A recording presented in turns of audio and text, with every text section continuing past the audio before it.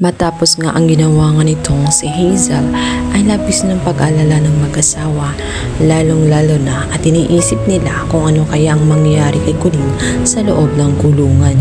Ngunit bigla silang nagulantang, maya-maya lamang ay bigla nang dumating itong si Colleen na tuwang-tuwa. Nagulat ang mga ito kung paano nga siya nakalaya, maging ang kanyang mga kapatid kung sino ang tumulong. Agad ngang napayakap sa ama itong si Colleen matapos ngang sabik na nga itong makita, at sa wakas ito na ang panahon na magkakasama na sila. Ngunit si Velma ay nagulat dahil may dumating, at pagtingin agad niya sa pintuan, walang iba kundi itong si Noah, na noon pa man nung lugmok na lugmok sila ay ito na nga ang tumulong sa kanya.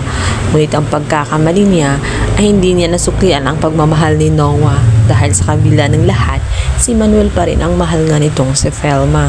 Ang hindi alam kasi ni Velma, matapos ngang mabalitaan at mag-viral ang naturang video kung saan nagpa-interview nga itong si Hazel, na naging dahilan kung bakit niya nalaman ang katotohanan at ang tungkol sa pagkakulong ng kanyang itinuturing ni rin na anak na itong si Colleen.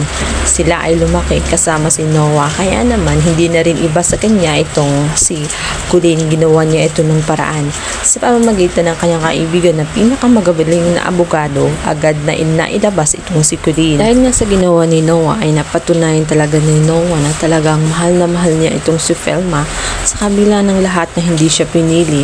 Pagkatapos na itong pag-imbesan, tinulungang makatayo, at ang lahat ay wala ring saysay sapagkat hindi siya ang pinili. Subalit hindi pala doon nagtatapos ang pagmamahal ni Noah, dahil hanggang ngayon mahalaga pa rin sa kanya si Velma, maging ang mga anak nito. Kaya naman napalungo si Velma, at laki ang pasasalamat kay Noah. Hindi na niya kasi alam kung paano makalabas ang kanyang anak na si Colleen, at dahil sa kanya ay nakalaya ito. Subalit ang mga bagay na iyon ay hindi pala lubos na ikinituwa ni Manuel, dahil nagkaramdam siya ng pagkaselos. Lalo niyang naramdaman na siya ay inutil at walang nagawa bilang ama dito kay Colleen. Sa kabilang banda, ang buong akala naman ni Hazel ay magtatagumpay siya sa kanyang mga plano.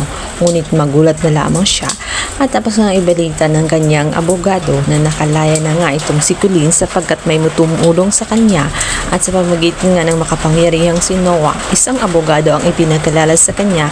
Kaya naman agad itong nakalabas dahil wala naman talagang matibay na ebidensya makapagtuturo na si Colleen ang totoong pumaslang dito kay Jessica. Bukod pa roon, maaaring mangangamba na nga itong si Hazel dahil babalik na rin siya ng sitwasyon matapos nga kasi niyang pahihiyain ang naturang bata, at pararatangan ay ibabalik nila ang anumang ginawa nila dito kay Colleen.